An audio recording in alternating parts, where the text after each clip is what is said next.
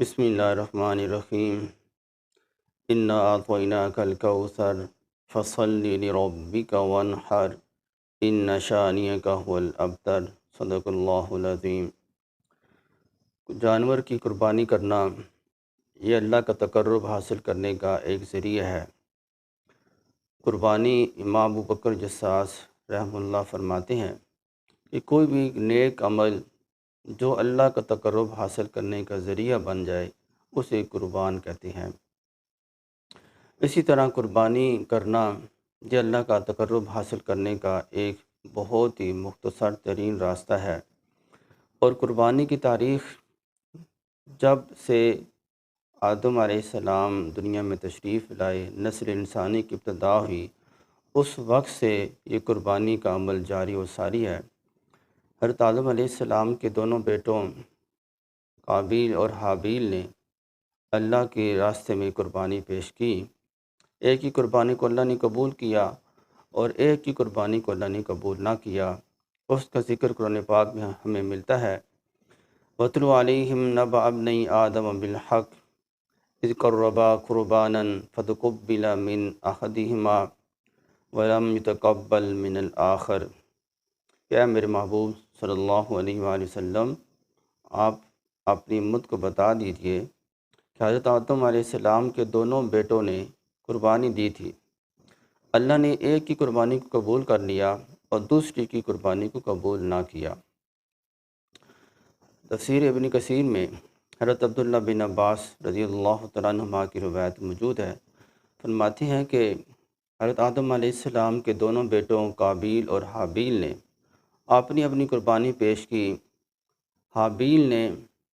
ایک جانور، ایک مینڈا ذبح کیا، اس کو کھلے میدان میں رکھ دیا، جس طرح کہ اس وقت کے ایک طریقہ کار تھا قربانی کرنے کا۔ تو قابیل نے اپنے غلے میں سے، جو غلے کھیت کی پیداوار میں سے غلہ ہوا، اس میں سے کچھ غلہ وہ اس میدان میں رکھا، قربانی پیش کی۔ تو بعض مفسرین کے نزدیک کہ قابیل نے اتنا اچھا غلہ نہیں رکھا، بلکہ ایسے ہی بے دلی کے ساتھ اس نے تھوڑا بہتا کوئی ناقص قسم کا غلہ وہ رکھا۔ تو آسمان سے آگ آئی تاکلہ النار،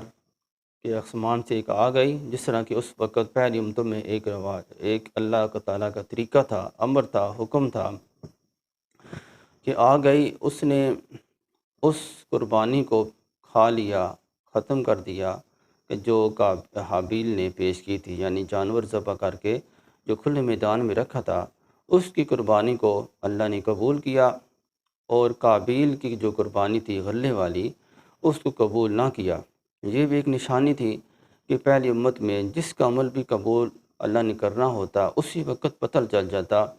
کہ اس کے عمل کو اللہ نے قبول کر لیا ہے، اور اگر کسی کے عمل کو اللہ نے قبول نہ کرنا ہوتا تو وہ بھی اسی وقت پتہ چل جاتا کہ اس کی قربانی کو، اس عمل کو اللہ نے قبول نہیں کیا۔ لیکن حضور نبی کریم صلی اللہ علیہ وآلہ وسلم کی برکت سے اللہ نے اس امت پر کتنا انعام و فضل فرمایا کہ جو بندہ جو عمل کرے، جو کام کرے، کسی کو کوئی پتہ نہیں چلتا، سوائے اللہ کو یا اس بندے کو پتہ ہوتا ہے۔ قربانی کی تو اللہ ہی کو پتہ ہے کہ اس کی قربانی کو اللہ نے قبول کیا ہے یا نہیں کیا۔ پہلی امتوں میں یہ ہوتا تھا، کسی نے کوئی گناہ کیا تو صبح اس کے دروازے پر لکھا جاتا تھا کہ اس بندے نے فلاں فلاں گناہ کیا ہے۔ تو یہ ایک بدنامی اور ایک شرمی کا سبب بنتا تھا، اس بندے کو شرم محسوس ہوتی تھی کہ میں نے یہ گناہ کیا ہے اور سب لوگوں کو پتہ چل گیا ہے۔ لیکن اسی طرح قربانی کا عمل بھی حضرت آدم علیہ السلام سے آج تک جاری و ساری ہے، اور جو حکم ہے وہ اسی طرح ہے، لیکن اس کی جو احکامات ہیں وہ بدلے ہیں کہ یہ قربانی کرنی ہے، اس کا گوشت ہم خود بھی کھا سکتے ہیں، دوسروں کو کھلا سکتے ہیں، لیکن پہلی امت میں یہ تھا کہ قربانی کر کے اس کو کھلے چٹکل میدان میں کھلی جگہ پر رکھ دینا ہے، آسمان سے آگ آئے گی اور اسے ختم کر دے گی۔ یہ نشانی ہوگی کہ اللہ تعالیٰ نے اس کو قبول کر لیا ہے۔ اسی طرح اللہ نے فرمایا کہ لن تنالوا البر حتى تنفقوا مما تحبون، یعنی جب تک تم اپنی پسندیدہ اور محبوب اشیاء میں سے کسی چیز کو قربان نہیں کرو گے، اس وقت تک تم ابرار اور کاملین کا درجہ حاصل نہیں کر سکتے۔ جب بھی قربانی کرنی ہے تو اپنی پسندیدہ اور محبوب چیز کو اللہ کے راستے میں قربان کرنا ہے۔ اللہ تعالیٰ کو یہی چیز محبوب اور پسند ہے۔ اسی طرح یہ قربانی ہر امت کا ایک طریقہ کار رہا ہے کہ اسی طرح اللہ نے قرآن پاک میں فرمایا کہ وَلِكُلِّ أُمَّةٍ جَعَلْنَا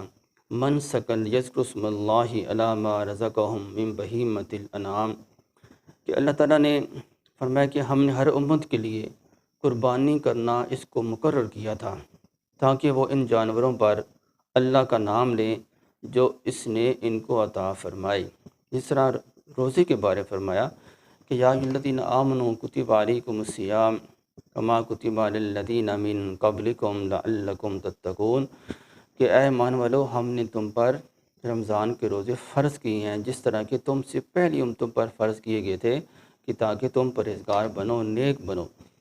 تو اسی طرح اس قربانی کے بارے میں فرمایا کہ وَلِكُلِّ أُمَّةٍ جَعَلْنَا مَنسَكًا لِيَذْكُرُوا اسْمَ اللَّهِ کہ اللہ نے ہر امت کے لیے اس قربانی کے عمل کو مقرر کیا ہے۔ یہ نہیں کہ اس امت پر یہ قربانی فرض ہے بلکہ ہر دور میں ہر امت پر اس قربانی کے عمل کو کیا گیا۔ اسی طرح اللہ تعالیٰ نے اس کے بارے میں سورہ کوثر میں بھی فرمایا کہ فَصَلِّ لِرَبِّكَ وَانْحَرْ کہ اے میرے محبوب صلی اللہ علیہ وسلم آپ قربانی کیجئے اور نماز پڑھیں۔ اب اس آیت مبارکہ سے یہ بھی پتہ چلتا ہے کہ پہلے نماز عید ہوگی اور اس کے بعد قربانی ہوگی۔ اکثر مفسرین کے نزدیک فصلی سے مراد نماز عید ہے اور وانحر سے مراد قربانی ہے۔ اس آیت مبارکہ سے بھی قربانی کا وجوب ہمیں نص قطعی سے، دلیل قطعی سے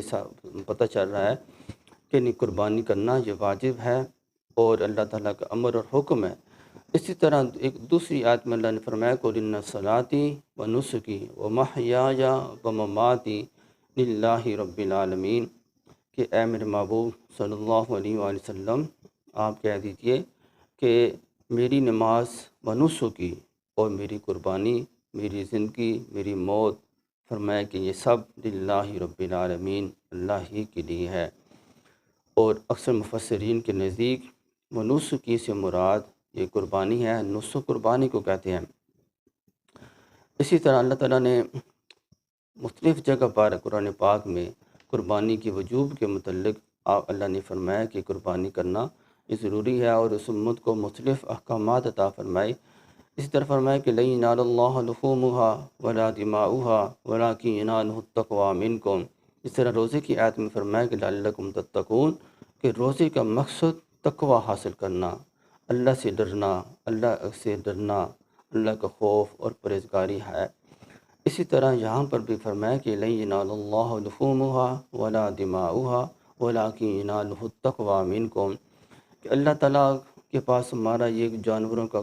خون اور گوشت یہ نہیں پہنچتا۔ اللہ تعالیٰ کیا چیز دیکھتے ہیں؟ اللہ تعالیٰ تقویٰ اور پرہیزگاری دیکھتے ہیں کہ تم اللہ کی رضا کی خاطر، اللہ کا تقرب حاصل کرنے کے لیے جو یہ قربانی پیش کر رہے ہو کہ اس میں اللہ کا یہ رضا مقصود ہے اور آپ کا ثواب کی نیت سے کر رہے ہیں، اللہ کو راضی کرنے کی نیت سے کر رہے ہیں۔ اتنا بڑا جانور آپ لاکھوں کے قیمت والا ذبح کر دیں، اس میں دکھلاوا مقصود ہو تو پھر اس کا جو مقصد ہے تقویٰ وہ حاصل نہیں ہو سکتا، اللہ کا تقرب حاصل نہیں ہو سکتا جب تک فرمایا کہ انما الاعمال بالنیات کہ نیت کا اچھی نہ ہو، اعمال کا دار و مدار نیت پر ہے۔ جب تک آپ کی نیت اچھی نہ ہو، اللہ کا تقرب حاصل کرنا مقصد نہ ہو، اس وقت تک اتنی بڑی قربانی کرنا اس کا کوئی مقصد نہیں ہے۔ قربانی کا مقصد یہ ہے کہ اللہ کا تقرب حاصل کیا جائے۔ اسی طرح قربانی کا بدل یہ صدقہ نہیں ہو سکتا کہ آدمی اگر کہے کہ میں اتنے لاکھوں کے اعتبار سے میں جانور خرید کر یہ اللہ کے راستے میں یہ قربان کرتا ہوں، تو اس سے بہتر ہے کہ اتنے پیسے میں کسی غریب کو دے دوں، کسی غریب لڑکی کا جہیز بن جائے، کسی کو پانی کا انتظام کر دوں، کہیں کو راستہ ٹھیک کرا دوں، یہ اس کا بدل نہیں ہے۔ حضرت علی رضی اللہ تعالیٰ عنہ فرماتے ہیں کہ اللہ کا حکم ہے، شریعت کا حکم ہے کہ جب آپ موزے پہن لیں تو موزوں پر مسح جو کرنا ہے وہ اوپر سے کرنا ہے، پاؤں کی اوپرلی اونچی جو اوپر والی سطح ہے اس پر آپ نے ہاتھ کو پھیر دینا ہے، یہ موزے کا مسح ہو جائے گا۔ لیکن وہ کہتے ہیں کہ عقل تو یہ کہتی ہے کہ پاؤں کا تلوا وہ استعمال ہوتا ہے چلنے میں، اس پر مٹی گردوں غبار لگتی ہے تو نیچے کی طرف سے مسح کریں، لیکن اللہ کا حکم ہے تو اس اوپر سے مسح کرنا تو پر ہم شریعت پر عمل کریں گے، عقل کا استعمال نہیں کریں گے۔ اسی طرح اللہ کا حکم ہے جانور کو ذبح کرنا، تقرب الیہ حاصل کرنے کے لیے ذبح کرنا، اللہ تو اس میں ہم بس اللہ کے حکم پر عمل کریں گے، اور اسی میں روح جو قربانی کی روح ہے، اس عمل کا روح ہے، تقرب حاصل کرنے کا جو مقصد ہے وہ اسی سے حاصل ہو سکتا ہے جب اللہ کے راستے میں کسی جانور کی قربانی کریں۔ اللہ نے حضرت ابراہیم خلیل اللہ علیہ السلام کو خواب میں دکھلایا کہ آپ اپنے بیٹے حضرت اسماعیل ذبیح اللہ کو قربان کر رہے ہیں، تو نبی کا خواب یہ وہی ہوا کرتا ہے، تو انہوں نے اللہ نے بھی فرمایا کہ قصدقت الرؤیا انا کذالک نجزی المحسنین، بے شک ہمارے خلیل ابراہیم علیہ السلام نے اپنے اس خواب کو سچا کر دکھایا۔ حضرت ابراہیم علیہ السلام اپنے بیٹے حضرت اسماعیل علیہ السلام کو مینا میں قربان کرنے کے لیے لے گئے، تو اللہ نے اس کے بدلے میں جنت سے ایک دمبا ایک میں بھیجا جو ان کا بدل مقرر ہوا، تو حضرت اسماعیل علیہ السلام کی جگہ پر حضرت ابراہیم علیہ السلام نے اس دمبے کی قربانی کو پیش کیا، لیکن اللہ کے حکم کو کہ سب سے جو محبوب چیز ہے لن تنالوا البر حتی تنفقوا مما تحبون، جو سب سے محبوب چیز تھی بیٹا، اتنے آخری عمر میں اللہ نے عطا فرمایا، پھر اللہ نے حکم دیا کہ اس کو کھلے چٹیل میدان میں مکہ کی وادی میں چھوڑ کر چلے جاؤ، اور بات نہ کرنے کا بھی حکم دیا کہ اپنی زوجہ سے اماں حاجرہ سلام اللہ علیہا سے بات بھی نہیں کرنی، اور بغیر بات کی حضرت ابراہیم علیہ السلام ایک چھوٹا بچہ، چند دنوں کا مہینوں کا بچہ، اس کو چھوڑ کر حضرت ابراہیم علیہ السلام وہاں سے چلے گئے، بات چیت بھی نہ کی۔ جب پوچھا اماں حاجرہ نے تو کہ آپ ہمیں اس چٹیل میدان میں لکو دک سراہ میں جہاں پر آبادی کا نام و نشان بھی نہیں ہے، اور انسانیت اور کسی بھی بشر کا، کسی بھی جنس کی کوئی آثار نہیں ہے کہ یہاں کوئی رہتا ہے، کسی چرند پرند کی آثار نہیں ہے، آپ ہمیں یہاں پر کیوں چھوڑ کر جا رہے ہیں؟ تو حضرت ابراہیم علیہ السلام نے انگلی سے اللہ کی طرف اشارہ کیا کہ اللہ کا حکم ہے، تو اماں حاجرہ سمجھ گئیں، ایک نبی کی زوجہ تھیں، ایک نبی کی اماں تھی، تو وہ سمجھ گئیں کہ اللہ تعالی ہمیں اس طرح اس لکو دک صحرا میں ضائع نہیں کریں گے، اللہ ضرور ہماری مدد کریں گے۔ تو حضرت ابراہیم علیہ السلام حضرت اسماعیل علیہ السلام کے اس عمل کو اللہ نے قائم دائم رکھا اور اس کو جاری ساری رکھا، جو ارکان، جو اعمال اماں حاجرہ، حضرت ابراہیم علیہ السلام، حضرت اسماعیل ذبیح اللہ علیہ السلام نے جو افعال ادا کیے، اللہ کو وہ اعمال، وہ ادائیں اتنی محبوب اور پسند ہوئیں کہ اسی عمل کو قربانی بھی ایک نام دیا، اور اسی عمل کو حج کا بھی نام دیا۔ حج مسلمانوں پر ایک عظیم الشان اللہ نے عالمگیر عبادت رکھی ہے کہ حج والی عبادت بھی اس مقدس خاندان کے ارکان و افعال کو ادا کرنے کا نام بھی حج ہے، کہ جہاں ماں حاجرہ دوڑیں وہاں جب تک دوڑیں گی نہیں، آپ کا نہ حج قبول نہ آپ کا عمرہ قبول۔ اسی طرح جس جگہ حضرت ابراہیم علیہ السلام نے قربانی دی ہے اور پھر راستے میں شیطان نے ان کو ورگلایا، تو اس جمرات پر، رمی جمرات پر جب آپ کنکری نہیں ماریں گے، حضرت ابراہیم علیہ السلام کے اس عمل کو نہیں کریں گے، اس وقت تک اللہ تعالیٰ آپ کے حج کو قبول نہیں فرمائیں گے۔ تو اسی طرح تو نبی کریم صلی اللہ علیہ وسلم نے بھی اس اپنے دادا جد امجد کے اس عمل کو قائم دائم رکھا۔ تو نبی کریم صلی اللہ علیہ وسلم سے صحابہ نے پوچھا، یا رسول اللہ صلی اللہ علیہ وسلم، یہ قربانی کیا ہے؟ مل اضحیہ؟ فرمایا کہ سنت ابیکم ابراہیم، یہ تمہارے باپ ابراہیم علیہ السلام کی سنت اور طریقہ ہے۔ تو اللہ کی کتنی بڑی رحمت کہ انہوں نے اپنے بیٹے کو ذبح کیا، اور ہم ایک بکری بکرا کو ذبح کرتے ہیں، مگر اسی پر ہم کو ان کے پیروکار قرار دیا گیا۔ عرض کیا گیا پاس ہمارے لیے ان میں کیا ہے؟ اللہ کے رسول صلی اللہ علیہ وسلم، جب ہم قربانی کریں گے اس کے بدلے میں اللہ تعالیٰ ہمیں کیا عطا فرمائیں گے؟ حضور نبی علیہ السلام نے فرمایا کہ ہر بار کے بدلے ایک نیکی ملے گی۔ پھر صحابہ نے پوچھا یا رسول اللہ صلی اللہ علیہ وسلم، اگر ہم دمبا ذبح کریں، اونی جانور ذبح کریں تو پھر ہمیں کیا ملے گا؟ حضور نبی علیہ السلام نے فرمایا کہ ہر بال کے بدلے اللہ ایک نیکی عطا فرمائیں گے۔ اسی طرح حضور نبی کریم صلی اللہ علیہ وسلم نے ایک دوسری حدیث میں فرمایا کہ بنی آدم کا کوئی عمل بقرہ عید کے دن اللہ تعالیٰ کو خون بہانے سے زیادہ محبوب نہیں۔ بے شک خون یہ قربانی کرنا زمین پر گرنے سے پیشتر ہی اللہ تعالیٰ کی بارگاہ میں یہ قربانی قبول ہو جاتی ہے۔ بس اپنے دل کو اس قربانی کے عمل کر کے خوش کرو، اور یہ قربانی کا عمل عید والے دنوں میں اللہ تعالیٰ کو بہت محبوب اور پسند ہے۔ اس سے بڑھ کر کوئی عمل اللہ کو محبوب اور پسند نہیں ہے۔ جب آدمی پر قربانی فرض ہو جائے، واجب ہو جائے، پھر اس کے لیے ضروری ہے کہ وہ اس عمل کو کرے۔ حضور نبی کریم صلی اللہ علیہ وسلم نے ایک اور حدیث میں بڑی سختی سے آپ علیہ السلام نے ارشاد فرمایا کہ جو آدمی صاحب نصاب ہو، قربانی کر سکتا ہو لیکن وہ قربانی نہ کرے، تو فرمایا کہ وہ ہماری عیدگاہ کے قریب بھی نہ آئے۔ ابن ماجہ کے اندر یہ حدیث موجود ہے۔ اور اسی طرح حضور نبی کریم صلی اللہ علیہ وسلم 10 سال مدینہ منورہ میں رہے، آپ ہر سال قربانی کیا کرتے تھے۔ اسی طرح آخری سال بھی آپ علیہ السلام نے 100 اونٹ ان کو ذبح کیا۔ تو اس عمل کو آپ علیہ السلام نے عملی طور پر خود بھی کیا اور امت کو بھی اس کی ترغیب دی کہ آپ ہی یہ عمل کریں۔ اسی طرح جب قربانی کا جانور ذبح کیا جائے تو اس وقت مسنون اور سنت یہ ہے کہ جو آدمی قربانی کا جانور ذبح کر رہا ہو اور قربانی کر رہا ہو، اس کے لیے ضروری ہے کہ وہ خود جانور کو ذبح کرے، تاکہ اس قربانی کرنے کے جو مقصد و روح ہے وہ حاصل ہو کہ جب حضرت ابراہیم علیہ السلام نے اپنے بیٹی کی قربانی کی تو اللہ کے حکم سے اپنی محبوب چیز پیش کی، تو انہوں نے اللہ کے حکم کو دیکھا، یہ نہیں دیکھا کہ یہ میرا بیٹا ہے میں اس کو ذبح کر رہا ہوں،